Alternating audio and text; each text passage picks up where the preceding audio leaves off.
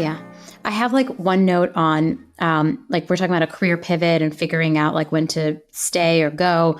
But I want to talk about fear for a second, because I think fear plays a big role in keeping people trapped in unfulfilling careers. Like, have you seen that? And is there like a way to overcome that? I'm scared of making that change and actually becoming unstuck. Yeah. I think there's two clear fears that show up oftentimes. The first is failure. And again, my business is called How to Fuck Up Well. So I've built a whole career around this. No, but I think failure, right? And I think women experience this in a really deep and emotional way, because again, we are conditioned from childhood to be perfect, to not take risks. And so we're afraid that if we take that risk, we'll fail.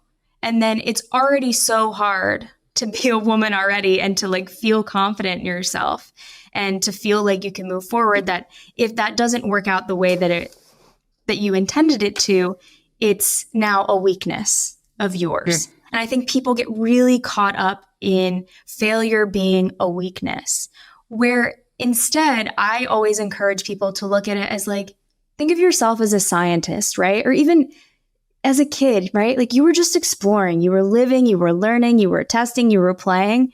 And that's the mindset that is a healthy way to show up in life and to make decisions. If like something is really to your core calling you and you want to take that leap, do it and learn from it, right? Of course, there are things you can do to prep yourself and try to safeguard. And that's really important. But it's like, do it. Because what's the alternative, right? It's like on one hand, you could do it and it could be disastrous. On the other hand, you stay where you are and you don't enjoy your life, right? Yeah. And we only get this one life. So it's like, take the risk, just try, like show up for yourself day in and day out and just approach everything with curiosity and be open to the learnings. And that makes failure a lot less scary.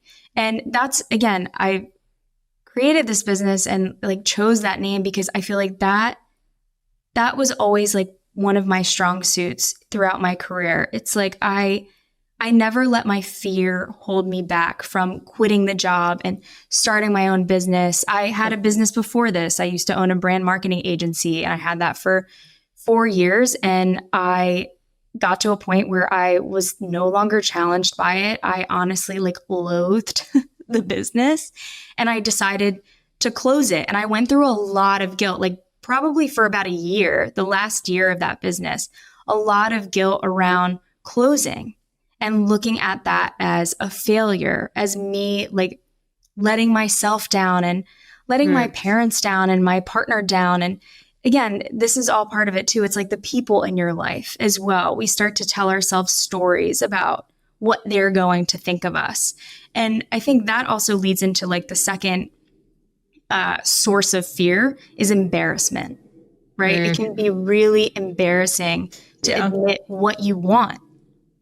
And think about it. Like there are people who probably grew up in a household where, let's say their parents were doctors and that was just like, that's what they wanted you to be. Again, they're mirroring themselves and projecting themselves onto you. And so that's the trajectory that you go down. And let's say through majority of your 20s, then you realize like, wow, like I can't be here. That's what it feels like. It's like, I cannot be here any longer. And then you have to articulate to them, this is not what I want. And the fear stems from being embarrassed because if you want to, let's say, being an artist and that's not what they value as important or as a professional role, that's what you're feeling. Embarrassment to admit who you really are and what you desire.